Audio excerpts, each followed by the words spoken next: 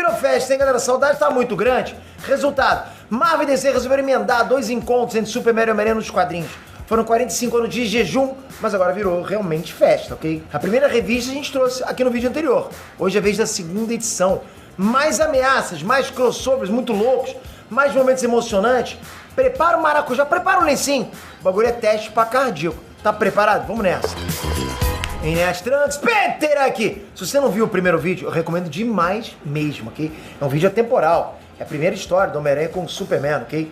Quer dizer, a primeira não, essa última, que é a mais recente. A gente teve ali Miranha e Superman juntos encarando lá o Dr. Octopus e o Brainiac. E ainda rolou uma penca de crossovers absurdos, né? Lois Lane tricotando lá com a Mary Jane, Carnificina passando o rodo no Jimmy Olsen, Poderosa passando o rodo de outra forma no Justiceiro e muito mais. Foi top pra caramba, hein? Só que o fã quer mais. A galera tá nervosa. Marvel e DC sabiam que uma edição só não ia dar conta. Soltaram agora uma segunda revista. Vocês não vão acreditar no que rola nessa edição. Então, ó, você gosta desse tipo de quadro, histórias completas aqui no canal? É aqui, esse é o canal pra você. Se inscreve, ativa o sininho. E eu falo isso, ativa o sininho, que eu sempre tô pedindo isso pra vocês, porque a gente não tá nem na média. E é um canal, cara, informativo pra vocês, né? Com histórias nerdísticas, com notícias nerdísticas, a gente cobre Marvel, a gente cobre ciência, biologia, universo, tanta coisa legal que você gostaria. Então, só ativa o sininho. A única coisa que eu peço pra vocês é aqui embaixo ativar o sininho. E muito obrigado por isso. Ajuda demais o canal. Um sininho já fortalece a casa pra caramba. Valeu, galera. Bom, esse novo encontro abre com o Superman e Homem-Aranha já no bagaço. Os dois acordam chumbadaço numa espécie de caverna. O Miranha pergunta quem foi o careca que acertou eles. Superman explica que foi o Lex Luthor, que ele provavelmente utilizou algum tipo de arma de kryptonita. O Superman ainda tá muito fraco, significa que deve existir kryptonita por perto. Ele dá uma olhada no cinto do Homem-Aranha com visão de raio-x. Ele encontra fluido de ter reserva em um relógio de pulso, né? Aqueles antigos. Como assim? Ele pergunta por que o Homem-Aranha carrega aquilo. O Homem-Aranha não quer responder e devolve com outra pergunta. Como assim o Superman usou raio-x nele, né? Bom, o Superman explica que estava procurando para ver se tinha kryptonita no cinto do Miranha. E o Homem-Aranha devolve com mais uma pergunta. Quem que é o maluco que carrega kryptonita no cinto de utilidade? Pois é, né? Bem, rolou uma alfinetada aí. A gente sabe muito bem pra quem que foi ser indireta aí, né? Brincadeiras à parte, a questão agora é escapada aí. A visão de raio-x do Superman não consegue atravessar essas paredes. O Homem-Aranha não consegue grudar nessas paredes, sente também que o sentido da aranha não tá funcionando. Que espécie de prisão é essa? Qual é o plano do Luthor? Só que piora. O Superman escuta o negócio caindo do teto. O negócio vem e é uma bomba abóbora do Duende Verde. E essa bomba abóbora tá recheada de kryptonita. O Miranha tenta tampar o bagulho com teia, mas não tem jeito. É física básica, né, galera? Radiação atravessa praticamente tudo. A radiação da kryptonita vai atravessar a teia, não adianta nada. Ao mesmo tempo, o teto da caverna começa a desabar. São toneladas e toneladas de rocha negra caindo em cima deles. E o Superman, porra, tá fraquinho no chão. Esse BO vai ser do Miranha. Mais uma vez, o Homem-Aranha vai ter que aguentar segurar um peso absurdo em cima da cabeça. Eu não sei o que dá com esse roteirista, cara, mas, pô, parece que o peso gigante é o maior inimigo do Homem-Aranha, né? A bomba do Duende Verde ainda tá ativa e tá transmitindo a taxa de kryptonita que tá irradiando. O bagulho já chegou no 72% e o teto tá descendo. A situação tá crítica. O Superman entendeu qual é o plano. É esmagar geral. Sem a super força do Superman já era, né? Vão morrer os dois ali. O Superman chega a dizer pro Homem-Aranha vazar dali. Ele diz que lá fora existem pessoas que dependem do Homem-Aranha. O Miranha responde que as pessoas também precisam do Superman e que ele consegue, que ele vai dar um jeito. É muito peso, galera. O Homem-Aranha realmente tenta segurar, ele tenta fingir que não é nada demais, mas o corpo dele tá se dobrando. Até que o próprio Homem-Aranha começa a entrar no desespero. O Superman lamenta que ele não possa fazer nada para ajudar. O Homem-Aranha diz para ele continuar falando. Conversar ajuda o Homem-Aranha a esquecer do peso que ele tá segurando. O Superman explica que examinou a estrutura óssea do Miranha com raio-x. Não deveria ter como ele aguentar esse peso. O Homem-Aranha rebate, que é teimoso, é o jeito dele. E o Miranha insiste que o Superman faça uma pergunta, qualquer pergunta, para distrair a mente dele. E o Superman pergunta na lata, por que você faz isso? Por que ele luta? Por que ele não desiste? Por que ele não foi embora? Não deixou o Superman ali? Resposta do Homem-Aranha te partiu o coração. Ele responde praticamente sem fôlego.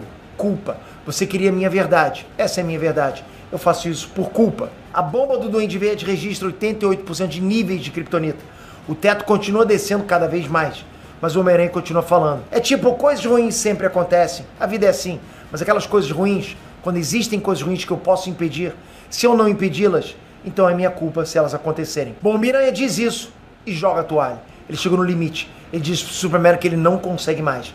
Ele pede desculpas e diz que não consegue mais. É nesse momento que o Superman coloca uma mão na rocha e tenta ajudar. Eles estão nessa juntos. O Superman então pergunta se esse é o significado do relógio de pulso no cinto do Miranha. O Homem-Aranha diz que não é nada disso, né? Então ele entende. O Homem-Aranha entende onde eles estão presos, né? Que tipo de caverna é essa? E por que o sentido aranha não funcionou? Não é uma caverna. Não é só rocha em volta deles. É o Venom. O simbionte conecta o Superman e o Homem-Aranha e os dois compartilham as mesmas memórias. Um aprende tudo sobre a vida do outro, identidade secreta, família, amigos, amores. Depois disso, a bomba do Duende Verde atinge a marca de 99% de nível de Kryptonita. Qual era o plano do Luthor, afinal? Era fundir o Venom no corpo do Superman. O Homem-Aranha tenta impedir, mas a desgraça acontece. O simbionte agora tem o controle total de um dos corpos mais poderosos do universo.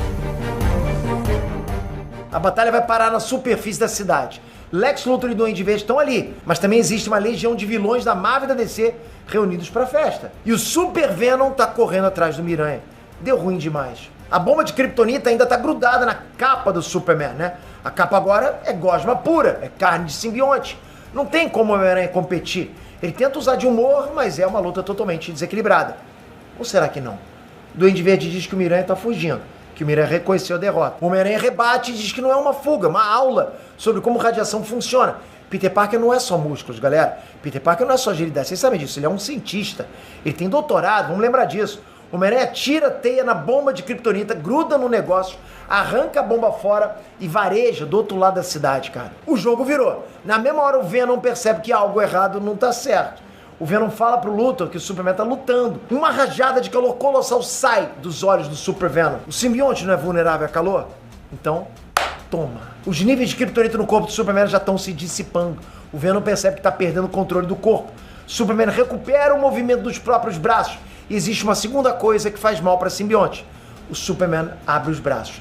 Ele fecha os braços com uma palma supersônica. É um estrondo absurdo. É o som de 1000 trovões. Na mesma hora, o simbionte é desintegrado do corpo do Superman, como se nunca tivesse nem existido. Já deu pro Venom, acabou, já era. Lex Luthor e Duende Verde tentam fugir, mas não conseguem. O Homem-Aranha pega o braço do Luthor, o Superman agarra o Duende Verde. Os heróis só armam o murro. Eles dizem, por favor, resistam. Galera, é uma cena épica demais. É o momento da justiça sendo feita. Vai ter vilão indo pra cadeia com o olho roxo. A história corta pro Peter Parker num campo florido, contando tudo o que aconteceu pra alguém. Clark Kent aparece surpreso e explica como chegou até ali. Quando o simbionte conectou a mente dos dois, o Clark entendeu que dia era aquele. Esse não é um dia qualquer, esse não é um lugar qualquer. Esse é o aniversário do Ben Parker. Esse lugar é o cemitério e o Peter estava conversando com o túmulo do tio. Clark Kent sentiu que precisava estar ali. Clark lembra quando os dois estavam naquela caverna e lembra que o Homem-Aranha disse que fazia o que fazia porque sentia culpa. Clark agora entende. Ele diz o seguinte pro Peter Parker: você não faz o que faz por causa da culpa. Confie em mim nesse sentido. Nunca foi sobre culpa, Peter. Você faz essas coisas porque grandes pessoas, pessoas gentis, elas nos ensinaram que isso era a coisa certa a ser feita. O mistério do relógio é revelado, né? O Superman estava certo. O relógio de pulso que o Homem-Aranha carrega no cinto era o relógio do tio Ben. Da mesma forma, o Peter Parker diz que percebeu que o Superman carrega 2 pares de óculos num bolso escondido na capa. Um dos óculos é para compor a identidade do Clark Kent, mas outros óculos são de leitura. Os outros óculos são os óculos do Jonathan Kent. Clark Kent convida o Peter Parker para jantar em Smallville. Peter chega com a tia May e é recebido pelo Jonathan e a Martha Kent. Galera, é um momento mágico, bonito demais. É um momento sem ação, sem heroísmo, só de família, só de lazer. E ainda assim, um dos melhores momentos das histórias em quadrinhos desse ano. Eu realmente emocionei lendo essa história em quadrinho, ok? Tia May e Martha Kent chegam a disputar queda de braço. Peter mostra uma foto do tio Ben e o Jonathan diz que ele parecia ser um bom homem e que os dois certamente seriam amigos, né? Ele diz que, tipo, eu seria amigo do seu tio Ben. A história é dedicada a Joe, Jerry, Steve e Stan. Aqueles que nos ensinaram como colocar a bondade no mundo. É claro que a gente está falando aqui do Joe Shuster e Jerry Siegel, os criadores do Superman, e também Steve Ditko e Stan Lee, os criadores do Homem-Aranha. Onde quer que esses 4 estejam agora, nesse momento, eu tenho certeza que eles estão felizes agora com essa homenagem. Foi bonito demais, cara, tipo, muito bonito. Posso falar pra vocês agora, de verdade, do fundo do meu coração, é até um pouco difícil fazer esse vídeo, porque é emocionante, né? A gente lembra da trajetória de tudo, né? Mas a edição não termina aí. Da mesma forma que a edição anterior, agora a gente tem mais 7 crossovers de personagens relacionados e uma surpresa no final. O primeiro crossover acontece nos anos 30 e já abre na pressão. É o Homem-Aranha no ar, literalmente full pistola, partindo pra cima do Rei do Crime. Só que o Rei do Crime nessa realidade manteve a careca, mas é outra pessoa. Lex Luthor é o Rei do Crime. O Miranha não perdoa e mete um pipoco na direção do Luthor. Na mesma cena, no intervalo de tempo lá em que a bala tá indo, né? Vem vindo também um vulto vermelho em hipervelocidade. Não é o Flash. A gente tá em 1938 e surgiu um outro herói no pedaço. É o Superman que arrebenta a parede e se coloca na frente da bala. O Homem-Aranha no ar não tem tempo de reagir. As duas armas de fogo que ele trouxe são derretidas pela visão de calor. Ninguém vai morrer nessa noite, né? Isso é algo que o Superman não vai permitir. O código de ética dele é muito diferente do código de ética desse Homem-Aranha. Luthor é capturado pelo Superman e levado para a justiça. O final é manchete da captura sendo publicada no Planeta Diário e o J.J. Jameson furioso porque não saiu no Clarim Diário. O crossover seguinte mostra uma feira estudantil organizada na Universidade Empire State em Nova York. Então a gente tem aí duas estudantes do ensino médio que se esbarram ali por acaso. Lana Lang e Gwen Stacy. As duas sentam para conversar e a amizade é instantânea. Papo vai, papo vem, o assunto chega nos crushes. Lana Lang tá namorando um moleque, um tal aí chamado Clark Kent, e Gwen Stacy se apaixonou por um tal garoto chamado Peter Parker. As duas vão comparando, né, e vão percebendo que os dois são muito parecidos.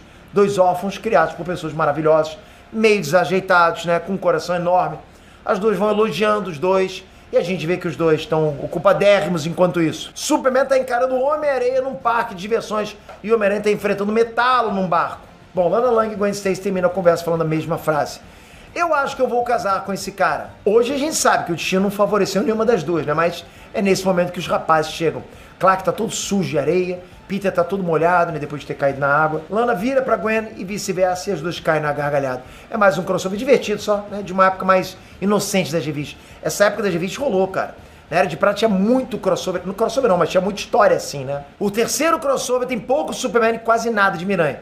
Na verdade é um mega crossover das duas editoras, uma crise que eu gostaria de ver ampliada numa história muito maior, ok?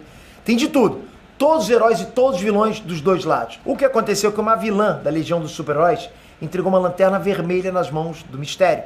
Mistério usou a raiva canalizada dentro do corpo do Hulk para transmitir um vírus mental através da lanterna vermelha. Tudo isso acaba gerando um comando de ódio pro planeta todo. O resultado é, ninguém de ninguém, tá todo mundo saindo no braço. Um dos heróis que não foi afetado pelo negócio é o Coisa. E o Coisa quer resolver essa treta na base da porrada, pra variar, né? Os outros heróis que estão tentando resolver isso são Capitão América, Stargirl, Hal Jordan e Mulher Hulk.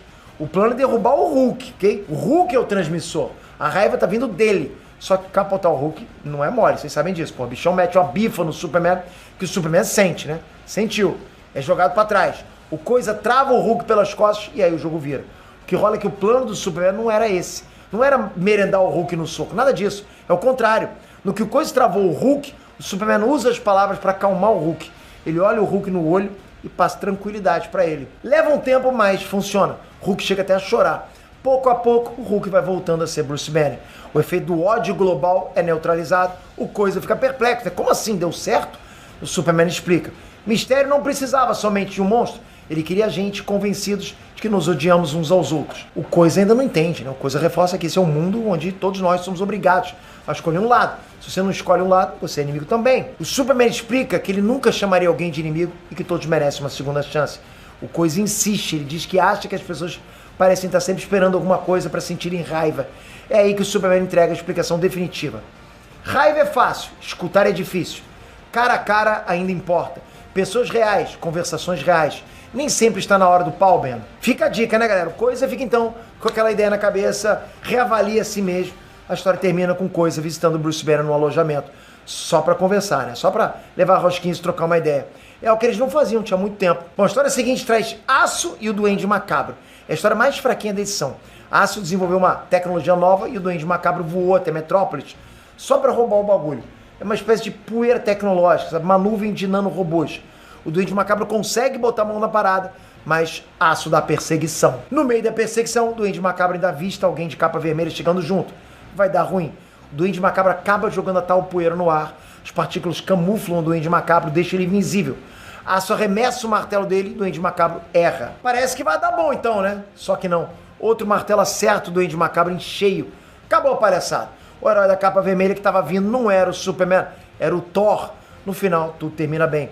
Menos pro Duende Macabro, lógico, né? A gente também tem um encontro entre a Aranha Fantasma e a Supergirl. O problema é que nenhuma das duas queria encontrar a outra. A Aranha Fantasma estava esperando para ver o Superman. A Supergirl achou que ia esbarrar no Homem-Aranha. E as duas vão se estranhando, né? Meio que se esnobando até. A Supergirl diz que deve ter, tipo, 5 milhões de pessoas com poderes de aranha por aí e tal, né? A picuinha termina quando surge a vilã curto-circuito. Ela tá causando. Supergirl e a Aranha Fantasma partem para cima. Mas ainda tá aquele clima, sabe? Uma tá tentando impressionar a outra. A Aranha Fantasma acaba metendo uma bicuda caprichada na curto-circuito.